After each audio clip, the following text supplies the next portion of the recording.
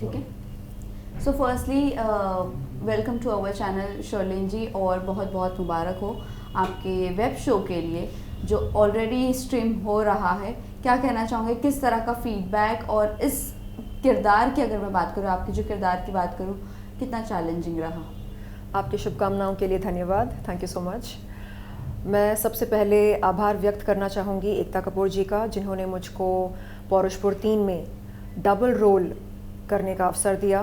पौरुषपुर 2 में मैंने महारानी स्नेहलता की भूमिका निभाई, और पौरुषपुर 3 में न केवल महारानी स्नेहलता की भूमिका निभाई बल्कि विषकन्या भौमिका की भूमिका निभाने का भी मुझको एक सुनहरा अवसर दिया गया। और मैं ख़ुद को बहुत ही खुशकिस्मत मानती हूँ, क्योंकि मुझको एक ऐतिहासिक वेब सीरीज़ में डबल धमाका करने का एक अद्भुत मौका मिला। वेल, आपके जो कैरेक्टर्स थे, उस कैरेक्टर में क्या आपके लिए चैलेंजिंग पार्ट था? महारानी स्नेहलता बहुत ही ज़िद्दी होती है, एम्बिशियस होती है, और मुझे लगता है कि उनके साथ रिलेट कर पाना मेरे लिए ज़्यादा मुश्किल नहीं था, क्योंकि मैं भी उन्हीं की तरह ज़िद्दी हूँ और एम्बिशियस हूँ। और रही बात विषकन्या भूमिका की, तो वो बहुत ही बहादुर होती है, और उसके अंदर मेरे ख्याल से कम 1000 सांपों का जहर होता है। तो मेरे अंदर वो जहर तो नहीं है, लेकिन हाँ, वक्त आने पर मैं नागिन बनकर डस सकती हूँ। वेल, शर्लिन जी, आपको हमने बहुत बेबाक देखा है, बोल्ड देखा है। आप हो वैसे, no doubt, but on screen कितना कंफर्ट जोन आप महसूस करती हो या अनकंफर्ट फील करती हो जब बोल्ड सीन्स की बात आती है, इंटीमेट सीन्स की बात आती है? मेरे ख्याल से अगर आप इंटीमेसी को एक कविता या पोएट्री के रूप में दर्शाते हैं तो वो बहुत ही खूबसूरत लग सकता है। और मैंने देखा कि पौरुषपुर 3 के सेट्स पर जब बोल्ड सीन्स या इंटीमेट सीन्स की शूटिंग करी जाती थी, तो वहाँ पर महिला असिस्टेंट डायरेक्टर्स और महिला स्टाइलिस्ट्स को मौजूद रखा जाता था, ताकि एक्टर्स बहुत ही कंफर्टेबल महसूस करें। और इस बात के लिए मैं पूरी टीम को धन्यवाद देना चाहूँगी, जो उन्होंने हमें कंफर्टेबल फील करवाया। और हम बहुत ही प्यार से और बहुत ही सरलता से बोल्ड सीन्स को अंजाम दे सके, क्योंकि जब माहौल बहुत ही कंफर्टेबल होता है, जब ऐसा लगता है कि हम कुछ अच्छा करने जा रहे हैं, तो ख़ुद ब खुद अंदर से हमारी सबसे बेहतरीन फीलिंग्स बाहर निकल कर आती हैं। And I think that is one of the secrets to executing bold scenes, to make the actors feel very comfortable. Well, इसी के साथ साथ आपका एक सीन प्रेगनेंसी वाला भी है, उसमें आप कितनी कंफर्टेबल थी? और हमने देखा भी था वो आपका एक फ़ोटो आउट हुआ था और वीडियो था समथिंग जी। सो क्या कहना चाहूँगी, आप उसमें कितनी कंफर्टेबल थी? मैंने अपने लेट मैनेजर से एक बात सीखी। वो हमेशा कहते थे, ज़िंदगी ऐसे जियो जैसे कि एक्टिंग कर रही हो, और एक्टिंग ऐसे करो जैसे कि ज़िंदगी जी रही हो। तो जब एक गर्भवती महिला का मैं किरदार निभा रही थी, तो मैंने ये सोचा कि असल ज़िंदगी में अगर मैं गर्भवती होती और अगर मैं उस समय बच्चा पैदा कर रही होती, तो मैं कैसा फ़ील कर रही होती, और अगर उस बच्चे को मुझसे कोई दूर कर रहा होता तो मैं कैसा फ़ील कर रही होती। तो ख़ुद को उस हालात में रख कर जो कुछ मैंने महसूस किया वो मैंने दर्शाया। और मेरे ख़्याल से हम जब बग़ैर ग्लिसरीन के बतौर एक्टर्स रोते हैं, तो इससे ये समझ में आता है कि कहीं ना कहीं हमने अपने इमोशनल बैंक से उन जज्बातों को खोजा, ढूंढ निकाला, जिनके चलते हम रोने पर मजबूर हुए। और आप मेरे डायरेक्टर से पूछ सकते हैं कि मैंने किसी भी सीन के लिए ग्लिसरीन का इस्तेमाल नहीं किया, यानी बस दुख भरे लम्हों को याद करके मैंने अपने आंखों में आंसू लेकर आए, यानी बहुत मुश्किल होता है ये करना। मेरे ख्याल से ऐसे कई कलाकार होते हैं जो ज़्यादा टाइम वेस्ट नहीं करना चाहते हैं। करेक्ट। यू नो, दुख भरे लम्हों को याद करना, बीते हुए कष्ट को, दुख को दोबारा महसूस करना, उसमें थोड़ा वक्त लगता है। सबसे आसान होता है कि मेकअप आर्टिस्ट से ग्लिसरीन पूछा जाए और आंखों में लगाया जाए, तुरंत अश्क निकलते हैं। Right. बट मुझे लगा नहीं, मैं उस दर्द को महसूस करना चाह रही थी। तो इसलिए आप देख सकते हैं कि ओवरऑल बॉडी लैंग्वेज में वो दर्द, वो दुख, वो मायूसी, वो सब झलकता है। वेल, जिस तरह आपने कहा कि आपने विदाउट ग्लिसरीन सब चीज़ रोना, इमोशनल होना और फिर अपनी खुद की बॉडी लैंग्वेज में आना, वो सब चीज़ें एक एक लम्हा हम देखते हैं आप हर चीज़ों के लिए फ़ाइट करती हो, हर चीज़ों के लिए फ़ाइट बैक करती हो, स्टैंड लेती हो। एक कुछ चीज़ आप शेयर करना चाहूँगी जो आपकी लाइफ से कभी अपार्ट हो ही नहीं सकता, जो दुख भरा चीज़ है वो कैरी फॉरवर्ड हो ही रहा है आपके साथ। अब मैं क्या ही बोलूँ। हम देखते हैं कि कैसे आए दिन जो लोग दोस्त होने का दावा करते हैं, वो कैसे मीडिया को बुला बुला कर मेरी इज़्ज़त की नीलामी करते हैं और धज्जियाँ उड़ाते हैं इज़्ज़त की। झूठ मूठ की बातें कहकर, सुनाकर। तो जब जब मैं ये देखती हूँ सोशल मीडिया पर, मुझे लगता है कि हे भगवान, ये दुख ख़त्म क्यों नहीं होता? आखिरकार ये सिलसिला कब तक चलता रहेगा? कब तक लोग इस तरह मेरी इज़्ज़त की नीलामी करते रहेंगे और कब तक मैं अपने लिए स्टैंड लेती रहूं?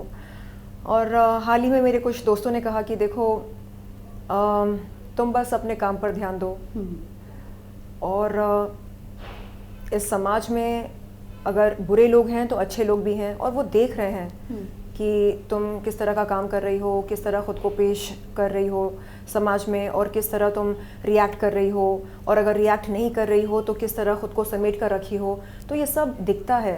लोग अंधे नहीं हैं, लोग समझदार हैं, होशियार हैं, सब देखते हैं, समझते हैं। तो बस अपने काम पर फोकस करो। और इस सीख के लिए, इस मैसेज के लिए मैं अपने चहीते दोस्त का धन्यवाद करना चाहूँगी, जो सुबह शाम यही बोलते हैं, please don't react, don't react, don't react. And ये जो डोंट रिएक्ट वाला एडवाइस होता है, इसे लागू करना बहुत मुश्किल होता है क्योंकि हम जज्बाती होते हैं। राइट। और हमें लगता है कि अच्छा, उसने ऐसा बोला, ऐसा कह दिया, ओके अब देखो मैं क्या कहूँगी या मैं क्या करूँगी। लेकिन फिर लगता है कि नहीं, डोंट रिएक्ट। ख़ुद को याद दिलाना पड़ता है कि अच्छा मैं कौन हूँ और मैं किस एम्बिशन से यहाँ पर आई हूँ, किस लक्ष्य से मैं यहाँ पर आई हूँ। तो जब हम बार बार ख़ुद को याद दिलाते रहते हैं तो वो एक प्रोग्राम बन जाता है। तो मेरे ख्याल से मैं उस प्रोसीजर में हूँ अभी। ओके। वेल, इसी के साथ साथ ये नहीं जाना चाहेंगे, हर किरदार आपको कुछ ना कुछ सिखा कर जाता है। आपका जो किरदार था बहुत ज़्यादा उसका ऑरा बहुत अलग था। जिस तरह भी हमने आपसे पूछा कितना फाइट बैक करना पड़ता है, स्टैंड लेना पड़ता है, या रिवेंज की बात हो, इस किरदार से क्या कुछ सीखा है आपने? महारानी स्नेहलता एक बहुत ही पावरफुल महारानी होती है और राज सिंहासन को सुरक्षित रखने के लिए, उस सिंहासन को बचाने के लिए वो कुछ भी त्याग सकती है, चाहे वो खुद की औलाद ही क्यों ना हो। तो जब मैंने उनकी भूमिका निभाई और उनके लाइंस कहे तो मुझे लगा ओ माय गॉड, यानी इस कदर सत्ता की कुर्सी से या राज सिंहासन से प्यार करी जाती है। और ये जो नशा होता है सत्ता का या पावर का, ये इनकम्पेरेबल होता है। इस नशे की तुलना आप किसी और नशे के साथ नहीं कर सकते हैं। तो उस पावर को महसूस करना और सुबह शाम उस पावर के साथ जीना, ये अपने आप में एक बहुत ही अनोखी बात होती है। तो कई बार मैंने चाहा कि मैं आगे चलकर ख़ुद को इतना पावरफुल महसूस करूं कि किसी की कोई भी बात मुझे डिस्टर्ब ना करे। और वही प्रोसेस मैं अभी वही सब चल रहा है, राइट? इग्नोरेंस सबसे ज़्यादा वो पावरफुल या लेकिन बाज़ वक्त स्टैंड लेना भी बहुत ज़रूरी होता है। अभी आई थिंक कब की बात है, ये संडे की बात है। मैं फ़्लाइट में थी आशा भोसले ताई के साथ, और उन्होंने भी यही सीख दी मुझे। कहा कि देखिए, अगर आपको कभी स्टैंड लेना हो तो आप अपने वकील के साथ सलाह मशवरा करके एक लीगल स्टैंड ले सकते हैं, लेकिन यूँ मीडिया के सामने आकर तमाशा करना एंड गाली बकना, ये एक हीरोइन को शोभा नहीं देता है। तो मैं उनकी इस बात से सहमत हूँ। और again thank you so much Asha Tai, आपके इस बहुत ही प्यारे मैसेज के लिए। वेल लास्टली हम लास्ट तो नहीं, रैप अप करने से पहले 2 चीज़ें जानना चाहेंगे। बिग बॉस OTT आ रहा है, क्या है आपका ख्याल? अप्रोच किया गया है, नहीं किया गया है, या जाना मंजूर करोगी या नहीं? अगर अप्रोच किया जाए तो मैं ज़रूर सोचना चाहूँगी उनके ऑफ़र के बारे में। और मुझे लगता है कि चाहे रियलिटी शो जो भी हो, जीतता वही है जो एकदम असली होता है, क्योंकि नकलीपन के सहारे आप मेरे ख्याल से कुछ दिन बिता पाएंगे, लेकिन अंत में सबके नकाब उतरते ही हैं और समझ में आता है कि कौन कैसा है वास्तव में। तो मैं चाहूँगी कि लोग जब बाहर निकलें बिग बॉस के घर से, एकदम जैसे हीरा तप कर एक असली हीरा बनता है, तो वो भी तप कर एकदम बेहतरीन इंसान बनकर निकले बिग बॉस के घर से।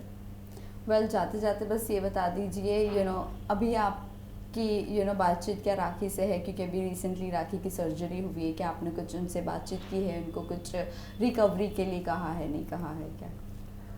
हाल ही में मेरी कोई बातचीत नहीं हुई राखी जी से। मैं बस इतना कहना चाहूँगी कि राखी, चाहे हमारे बीच में रिश्ता जैसा भी हो, जो भी हो, मैं हमेशा आपके लिए अच्छा ही चाहूँगी। और मैं ईश्वर से ये प्रार्थना करती हूँ कि आप जल्द से जल्द सेहतमंद होकर वापस हमारे बीच में आएँ और हमें हंसाएं, रुलाएं, ज़्यादा हंसाएं, कम रुलाएं। उनके नाम का अरेस्ट वारंट भी आ चुका है। हाँ, यस, अच्छा, इन आदिल केस। ओके। अब इसके बारे में मैं क्या ही बोलूँ। मेरे ख्याल से वो बेहतर जानती हैं, समझती हैं कि क्या करना है, कैसे करना है। उनके पास एक अच्छी लीगल टीम भी है। तो फ़िलहाल मैं चाहूँगी कि वो सबसे पहले अपने सेहत पर ध्यान दें और कभी ख़ुद को तन्हा महसूस ना करें। लास्टली मैसेज क्या देना चाहूँगी अपने फैंस एंड व्यूअर्स के? आप लोगों ने पौरुषपुर 2 को ढेर सारा प्यार दिया, इसके लिए धन्यवाद। और अब पौरुषपुर 3 आ चुका है, तो आप जल्द से जल्द ऑल्ट पर जाएं और पौरुषपुर 3 के मज़े लें, देखें कि हमने किस तरह के किरदार निभाए हैं। एक नहीं, 2 किरदार निभाए हैं, डबल रोल, डबल धमाका। तो आपकी फ़ीडबैक का मुझको इंतज़ार रहेगा। Thank you so much. Thank you.